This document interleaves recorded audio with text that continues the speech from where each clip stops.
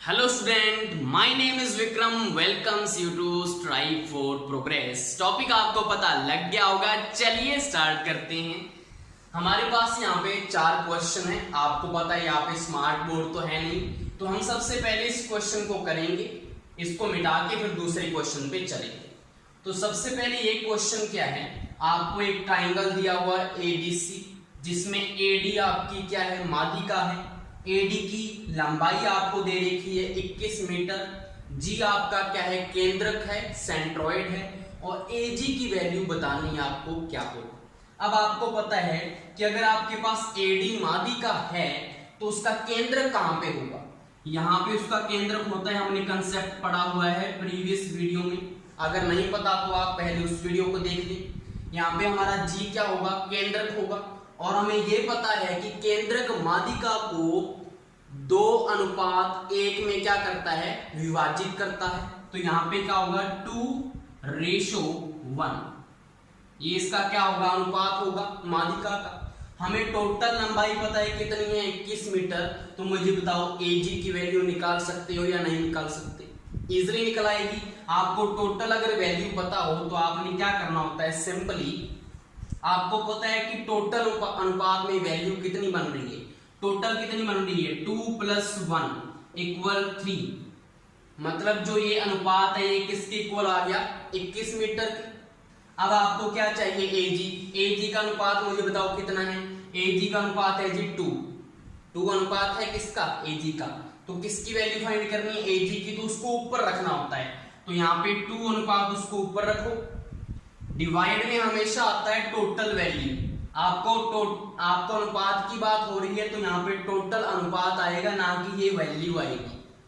ठीक है, तो टोटल अनुपात कितना है, 3 है टोटल, 2 + 1। और हमने क्या फाइंड करना है, लंबाई फाइंड करनी है मीटर में। तो यहाँ पे इनटू में आता है हमेशा। जो नीचे वाली वैल्यू होती है वो यहाँ पे आती है, उसकी जो ओरिजिनल वैल्यू होती है। किसी भी अगर चीज को फाइंड करना है तो उसकी ओरिजिनल वैल्यू इनटू में आएगी। तो यहाँ पे क्या है, 21 मीटर है, तो यहाँ पे 21 लिख दो। यहाँ पे 3 × 7 = 21 होती है, 7 × 14 होती है। तो यहाँ पे 14 मीटर क्या आ गया हमारे पास, एजी की वैल्यू आ चुकी। क्लियर है सभी को? इसको ऐसे करना होता है, रेशो वाले क्वेश्चन को सिंपल हो जाता है। अगर हमने यहाँ पे जीडी की वैल्यू फाइंड करनी हो तो मुझे बताओ क्या आएगा। तो सिंपली आपको सेम चीज करनी है, सिर्फ यहाँ पे क्या चेंज कर देना है, 2 की जगह आपका क्या आ जाएगा, 1 आ जाएगा। अगर आपने जीडी की वैल्यू फाइंड करनी तो यहाँ पे 7 या 21 और जीडी की वैल्यू आपकी क्या आ जाएगी, 7 मीटर। मुझे बताओ टोटल इनका 21 बन रहा है या नहीं बन रहा, 14 + 7 21 मीटर बन रहा है। तो जब भी अनुपात वाले आपको क्वेश्चन करने हो तो आपको जो फाइंड करना है उसका अनुपात लिखा ऊपर, टोटल अनुपात नीचे लिखा, इनटू में टोटल जो वैल्यू दे रखी है वो यहाँ पे रखनी होती है। तो आपको इस वाले पोर्शन की वैल्यू उस वाली क्वांटिटी में आ जाती है आपके पास। तो ये हमारा क्वेश्चन था फर्स्ट। उसके बाद हम दूसरे क्वेश्चंस पे चलते हैं।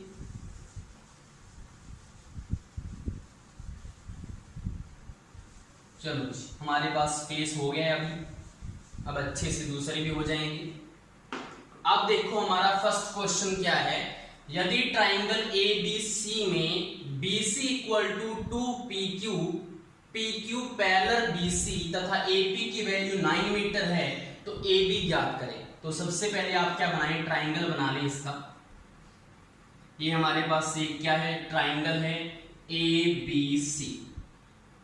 ये हमारे पास ट्राइंगल बन चुका है। उसने बोला है कि BC जो है दुगना है PQ का, और PQ जो है वो पैरेलल है BC के। तो PQ हमने पैरेलल बनाना है BC की, तो हमने ये पैरेलल बना दिए।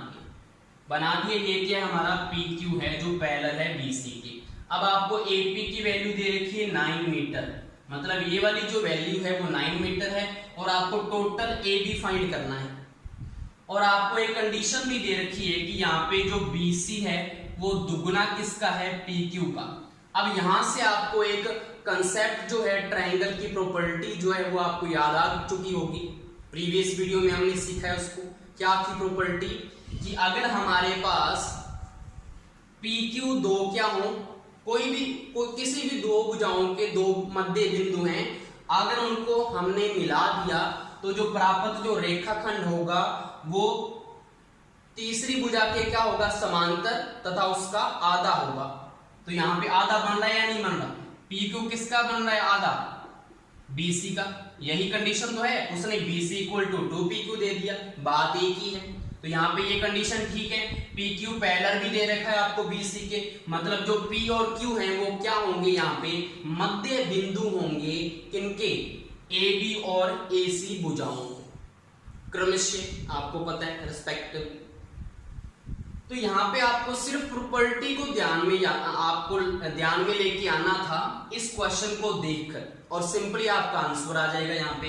अब आपको पता है अगर ये मध्य बिंदु है P किसका, AB का, अगर AP 9 मीटर है तो AB कितना होगा टोटल, आपको पता लग गया होगा। PB यहाँ पे कितना होगा, अगर ये मध्य बिंदु है तो दोनों को समान हिस्सों में बांटेगा ना, तो ये वाला हिस्सा इसकी इक्वल होना चाहिए। तो यहाँ पे ये वाला हिस्सा कितना होगा, 9 मीटर होगा या नहीं होगा, 9 मीटर होगा। अब ए बी टोटल है तो ए बी टोटल की वैल्यू कितनी हो जाएगी मुझे बताओ, 9 + 9 कितने होते हैं, 18 मीटर। ये इसका सिंपल आंसर था। सिर्फ आपको प्रॉपर्टीज को देखना था कि कौन सी प्रॉपर्टी लग रही है, आपको सारा कंसेप्ट दे दिया, आपको पॉइंट उठाना था कि पी क्यू क्या होंगे, यहाँ पे मध्य बिंदु होंगे, जो आपको क्वेश्चन में नहीं दिया हो। क्लियर आपको ये क्वेश्चन। नेक्स्ट हमारा सेकंड क्वेश्चन क्या है,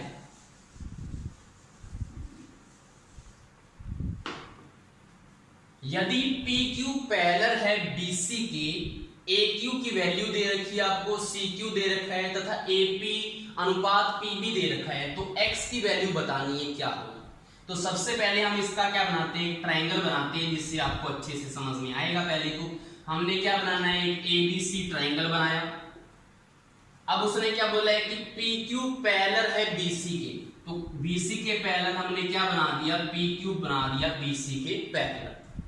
उसके बाद उसने बोला है कि AQ की वैल्यू है x - 1, CQ की वैल्यू है हमारे पास x + 1 तथा AP और PB का जो आपको रेशो दे रखा है वो दे रखा है 3:7। तो आपको x की वैल्यू बतानी है क्या होगी। अब यहाँ पे आपकी ट्रायंगल की दूसरी प्रॉपर्टी यहाँ पे लगेगी, कौन सी, अगर हमारे पास कोई रेखाखंड किसी भुजा के समांतर हो तो वो अन्य दो भुजाओं को समान अनुपात में विभाजित करता है, बांटता है। तो यहाँ पे अनुपात क्या होगा, सेम होगा। किस किस का, यहाँ पे देखो AQ अपॉन QC इक्वल होगा AP अपॉन PB के, ये यहाँ पे प्रॉपर्टी लगेगी। अब आपको पता है AQ की वैल्यू कितनी है, x - 1, QC कितना है, x + 1 है, इक्वल AP की वैल्यू कितनी है, 3 है इसका रेशो, और इसकी वैल्यू कितनी है 7, तो 3/7 पुट कर दो यहाँ। क्लियर है यहाँ तक, आपको रेशो दे रखा है, तो यहाँ पे हमने रेशो ही तो लिखा है, 3/7 क्या है, रेशो है दोनों भुजाओं का। अब आपको सिंपली इसको सॉल्व करना है, 7x - 7 इक्वल में 3x + 3 आ जाएगा यहाँ से। अब यहाँ पे 3x को इधर ले आए तो यहाँ पे 4x हो जाएगा, और 7 और 3 10 होते हैं, तो यहाँ पे x की वैल्यू कितनी आ जाएगी, 10/4। अब मुझे बताओ ये कितना आएगा, 2.5 होता है या नहीं होता, तो x की वैल्यू कितनी आ चुकी है, 2.5 आ चुकी है। ये आपका आंसर था। अगर इसके आगे अगर आपको ये भी पूछ लिया जाए कि AQ कितना होगा, तो 2.5 - 1 करेंगे तो AQ आ जाएगा। अगर QC पूछ ले तो क्या करोगे, +1 कर दोगे तो QC आ जाएगा। ठीक है, तो ये आपका था क्वेश्चन यहाँ पे। उसके बाद हमारा लास्ट क्वेश्चन है, इस बोर्ड के ऊपर जो लास्ट क्वेश्चन है वो बता रहा हूं, क्योंकि इसके आगे भी और क्वेश्चन हैं, हम वो भी करेंगे आगे वाली प्रॉपर्टीज के ऊपर। तो यहाँ पे क्या है, हमारे पास एक ट्रायंगल दे रखा है ABC। यदि PQR भुजाओं के मध्य बिंदु हों, कंडीशन क्या है कि अगर PQ और R भुजाओं के क्या है, मध्य बिंदु हों, तो ट्रायंगल PQR का परिमाप ज्ञात करो।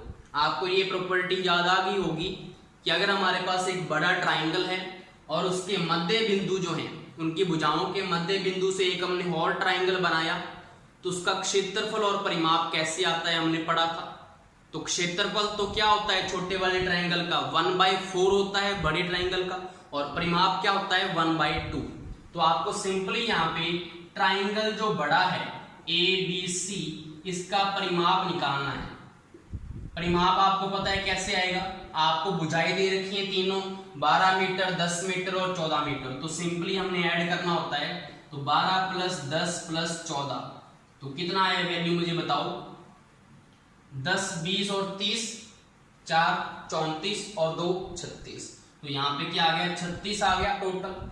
परिमाप हमारा कितना आ गया 36 मीटर आ गया यहाँ पे। अब आपको पता है कि ट्राइंगल PQR का परिमाप का फॉर्मूला क्या होगा अगर ऐसे दिया हुआ है, तो आपका हाफ ट्राइंगल ऑफ ABC का परिमाप। ये आपने फॉर्मूला हमने पीछे वाली वीडियो में किया था, ठीक है। तो यहाँ पे ट्राइंगल PQR का क्या आएगा, हाफ इंटू इसका कितना है 36 है, तो 36 का आधा कितना हो गया 18 मीटर। तो 18 मीटर क्या होगा इसका परिमाप होगा, यही हमने इसमें फाइंड करना। तो ये आपको समझ में आ गया होगा। नेक्स्ट हमने यहाँ पे कुछ प्रॉपर्टीज के बारे में डिस्कस करना है जिसके ऊपर क्वेश्चंस बनते हैं जो कि अंत्य केंद्र से भी रिलेटेड है। तो यहाँ पे क्या कंसेप्ट है, फर्स्ट कंडीशन देखो आप, अगर एंगल B तथा C का अंत्य कोण अर्धक बिंदु O पर मिलता है तो एंगल BOC क्या होगा, एंगल BOC क्या होगा। आपको यहाँ पे एंगल A दिया होगा तो आपको क्या निकालना होगा, एंगल BOC कैसे निकलेगा, आपको सिंपली 90 में प्लस करना है एंगल A/2।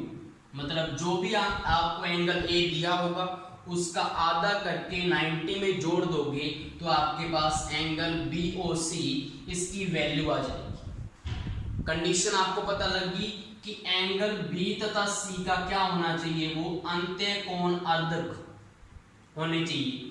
अंत्य कोण अर्धक का मतलब क्या है, अंत्य का मतलब अंदर से, अर्धक का मतलब आधा। मतलब अगर B एंगल अगर हमारा 60 हो तो यहाँ पे इधर भी 30 हो जाएगा और इधर भी 30 हो जाएगा, तो उसको बोलते हैं अंत्य कोण अर्धक। अगर वो बिंदुओं पर मिलेंगे तो ये कंडीशन है।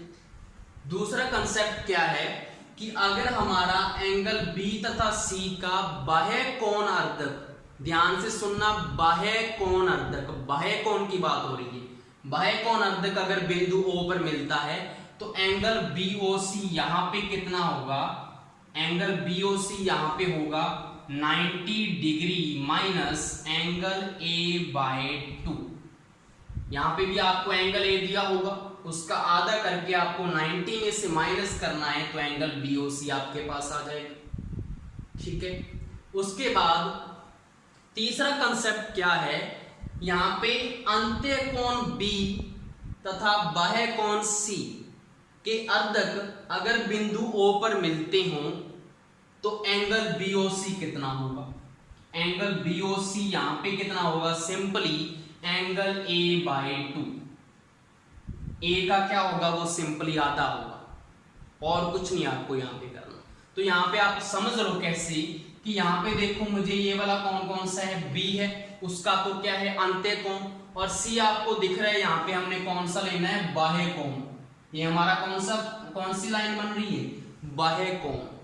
तो इसके तो अंदर से जा रही है ये वाली लाइन और C के बाहर वाले कोण से जा रही है। ये दोनों जब O पे मिलेंगे, ये देखो दोनों का बेस जो है वो इक्वल है, बेस वही है दोनों का, दोनों ट्राइंगल्स का बेस एक जैसा होना चाहिए। आपको ये ट्रिक है कि अगर दोनों का बेस, अगर एक कोई यहाँ पे एक ट्राइंगल बन रहा है और एक इधर ट्राइंगल बन रहा है लेकिन दोनों का बेस क्या है, BC है, तो आपको ये कंडीशन लगा देनी है, सिंपली आपके पास आंसर आ जाएगा।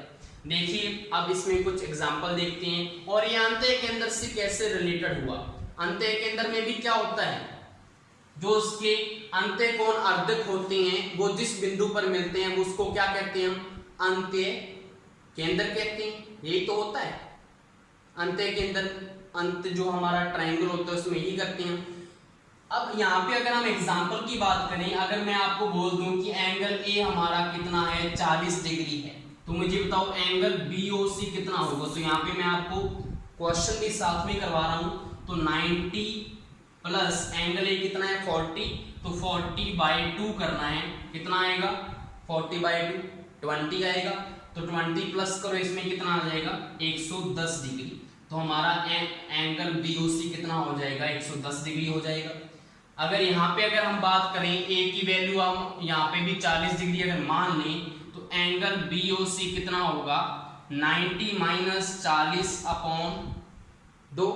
तो यहाँ पे कितना आएगा 90 माइनस 40/2 कितना होगा 20। तो यहाँ पे इसकी वैल्यू आ जाएगी 70 डिग्री। यहाँ पे कितना होगा 70 डिग्री होगा। अगर इसमें बात करें, अगर ये इसको 40 मान लें हम, तो एंगल BOC कितना होगा, एंगल BOC सिंपली 40/2 कितना आएगा 20, इसका क्या आ जाएगा आंसर आ जाएगा। तो ये आपको कंसेप्ट पता लग गया तीनों का, अंत्य कोण अर्धक क्या है, बाह्य कोण अर्धक क्या है, ये आपको ध्यान में रखना है। और तीनों की जो शेप है इसको अपने माइंड में रखना, कहीं भी ऐसा क्वेश्चन आ जाए आपको सिंपली ये फॉर्मूले यूज करने हैं। नेक्स्ट हमारा कंसेप्ट है परिकेंद्र और लंब केंद्र के ऊपर। आपको अच्छे से सुनना है क्या बोल रहा है।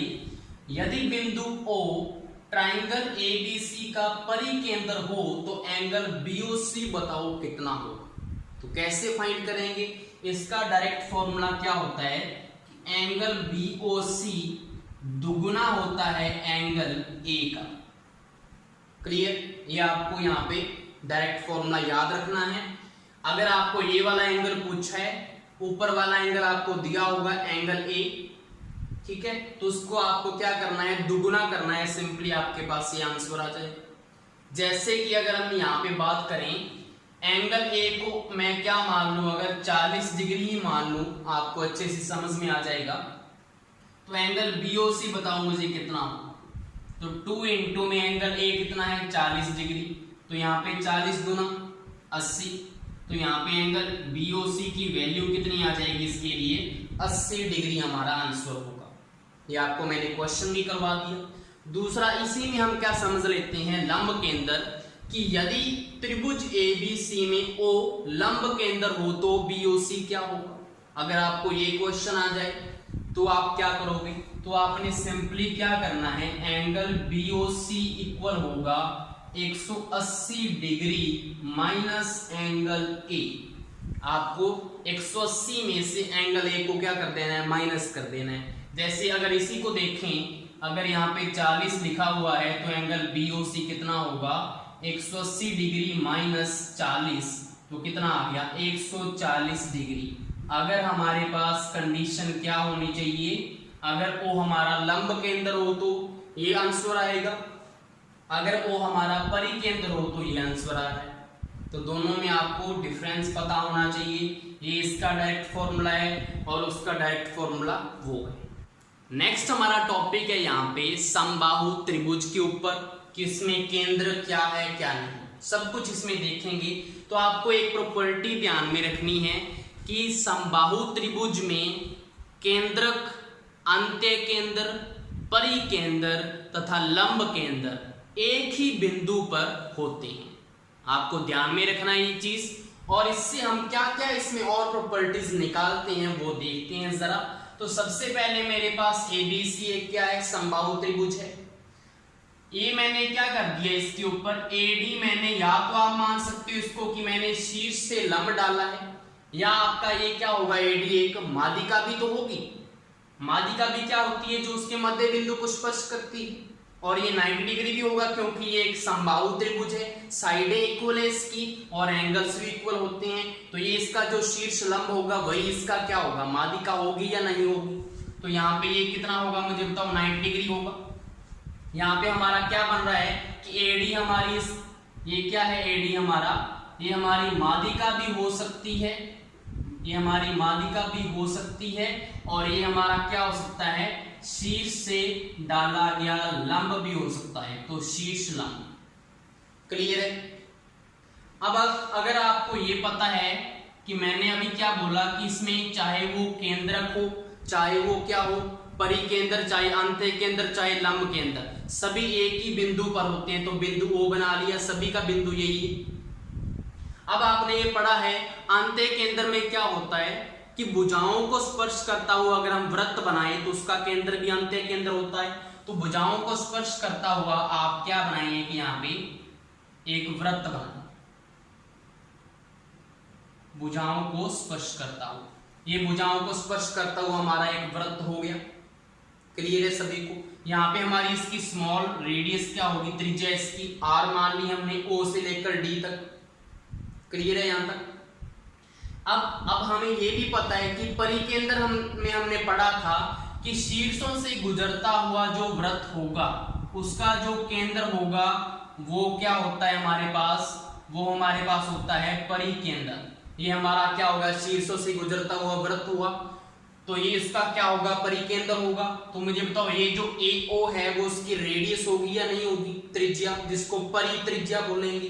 तो ये हमारे पास क्या होगा, कैपिटल R होगा A से लेकर O तक, और O से D क्या है, अंत त्रिज्या, स्मॉल r। ठीक है, अब आपको क्या करना है, अब आपको सेंट्रोइड की प्रॉपर्टी पता है केंद्रक की। ये हमेशा क्या करता है, AD जो माध्यिका होगी उसको 2:1 में क्या करता है, विभाजित करता है। आपको ये पता है कि ऊपर वाला हिस्सा कितना होता है 2 और नीचे वाला हिस्सा कितना होता है 1। ये इसका क्या होता है, रेशो होता है दोनों में। AD माध्यिका में अगर बात करें तो ये रेशो होगा। तो यहां से देखने से आपको पता लग गया होगा कि R तो हमारा 2 के अकॉर्डिंग है और स्मॉल r हमारा 1 के अकॉर्डिंग है। तो यहाँ पे हम क्या बोल सकते हैं कि जो कैपिटल R होगा वो दुगना होगा किसका, स्मॉल r का। पहली प्रॉपर्टी यहां से निकल आई हमारी कि समबाहु त्रिभुज में परित्रिज्या क्या होती है, दुगनी होती है अंत्य त्रिज्या की। तो इसके ऊपर कोई ना कोई क्वेश्चन आ सकता है। सबसे पहले तो ये प्रॉपर्टीज आपको ध्यान में रखनी है। दूसरा हम यहाँ पे क्या निकालेंगे, माध्यिका या शीर्ष लंब की अगर हमें लंबाई पूछ ली जाए कि लंबाई कितनी होगी समबाहु त्रिभुज के लिए, तो मुझे बताओ ये हमारा 90 डिग्री एंगल है, तो ये हमारा एक क्या बन रहा है, समकोण त्रिभुज बन रहा है या नहीं बन रहा, कौन सा, ट्राइंगल ADC एक क्या है, समकोण त्रिभुज है। ठीक है, जिसमें D पे 90 डिग्री एंगल बन रहा है। आपको क्या निकालना है, AD की वैल्यू निकालनी है। तो AD आपका क्या बन रहा है, यहाँ पे लंब बन रहा है। तो लंब की वैल्यू कैसे आएगी, लंब की वैल्यू आएगी कर्ण का स्क्वायर मतलब AC का स्क्वायर माइनस क्या होता है यहाँ पे आधार का स्क्वायर मतलब DC का स्क्वायर। होगा या नहीं होगा, बिल्कुल होगा। अब आपको पता है ये एक समबाहु त्रिभुज है तो आपको भुजा एक दी होगी। कोई भी अगर आप मान लो कि इसकी A साइड दे रखी है तो ये अगर ये A है तो ये भी A होगी और ये भी टोटल क्या होगी, A साइड होगी। क्लियर है? अब अगर ये A है और D आपको पता है ये इसका मध्य बिंदु है, तो मुझे बताओ ये इसकी वैल्यू कितनी होगी, A/2 होगी या नहीं होगी, होगी, बिल्कुल होगी। तो यहाँ पे पुट करो दोनों वैल्यूज। अब AD की वैल्यू निकाल रहे हैं तो यहाँ पे क्या लग जाएगा, फिर रूट लग जाएगा। तो यहाँ पे रूट लगा दे पहले ही। AC का स्क्वायर, AC कितना है, A दे रखा है तो A का स्क्वायर आ जाएगा यहाँ पे, माइनस DC का स्क्वायर A/2 का स्क्वायर दे रखा है। अब इसको सॉल्व करें अगर हम तो इससे क्या आएगा, यहाँ पे A² माइनस A²/4 आएगा और ऊपर रूट है। यहां तक हो गया। अब 4 यहाँ पे क्या आएगा, एलसीएम, तो 4A² माइनस A²/4, तो 4A² माइनस A² कितना बचा, 3A² अपॉन क्या आएगा 4, ऊपर क्या है हमारे पास रूट है। इसके बाद क्या आएगा यहाँ पे A² ऊपर रूट है तो A निकल जाएगा, बाहर आ जाएगा, √3 यहाँ पे है ही, √3A अपॉन 4 का रूट अगर करें तो कितना आएगा, 2 आएगा। तो यहाँ पे हमारे पास अगर शीर्ष लंब या माध्यिका की लंबाई पूछ ली जाए तो उसका फॉर्मूला क्या हमारे पास आ गया, √3A/2। तो AD हमारे पास क्या है, माध्यिका या शीर्ष लंब की लंबाई। तो इसका फॉर्मूला आपको डायरेक्ट भी आप याद रख सकते हो, √3A/2 इसका क्या है डायरेक्ट फॉर्मूला। ये हमारी दूसरी प्रॉपर्टी यहां से आ गई। तीसरा आप यहां से इसकी अंत्य त्रिज्या भी निकाल सकते हो। ऐसे ही इसको कंसेप्ट लगा के हमने कोई ना कोई चेंज करना है और R की वैल्यू आ जानी है। तो यहाँ पे R की वैल्यू आप डायरेक्ट ही याद रखें, अंत्य त्रिज्या रेडियस की वैल्यू कितनी होगी, यहाँ पे A क्या है उसकी साइड है, A/2√3। यहाँ पे क्या होगा, अंत्य त्रिज्या R की वैल्यू आपको सिंपली याद रख लेनी है, निकाल भी सकती हैं, थोड़ा बड़ा हो जाएगा कोई फायदा नहीं है उसका। तो R की वैल्यू क्या है यहाँ पे a/2√3 होगा। अब मुझे बताओ यहां से देखकर और यहां से देखकर आप कैपिटल आर की वैल्यू निकाल सकते हो या नहीं निकाल सकते? परित्रिज्या निकाल सकते हैं। आपको पता है कैपिटल जो आर है वो दुगना है स्मॉल आर का, परित्रिज्या दुगनी है अंत्य त्रिज्या की। तो यहाँ पे अगर हम कैपिटल आर की वैल्यू निकालें तो 2 इंटू में a/2√3 आएगा या नहीं आएगा? अब इस 2 से ये 2 कट जाएगा तो हमारे पास कैपिटल आर जो है परित्रिज्या उसका फॉर्मूला क्या बनेगा? a/√3। तो ये आपके पास यहाँ पे फोर्थ प्रॉपर्टी आ चुकी है समबाहु त्रिभुज। तो समबाहु त्रिभुज के लिए अगर आप ये चारों याद करो तो भी ठीक है, नहीं तो ये आपको कंसेप्ट यहाँ से पता लग गया, ये भी मैंने बता दिया। इन दोनों को तो आप याद ही रख लो तो अच्छा है, क्योंकि क्वेश्चन में डायरेक्ट आपने यूज करने हैं, टाइम वेस्ट नहीं करें। तो स्मॉल आर कितना होता है? a/2√3 और कैपिटल आर कितना होगा? a/√3। ये हमारा समबाहु त्रिभुज का कंसेप्ट था और ये हमारा आज की वीडियो थी। आई होप सो आपको पसंद आया होगा। Thank you.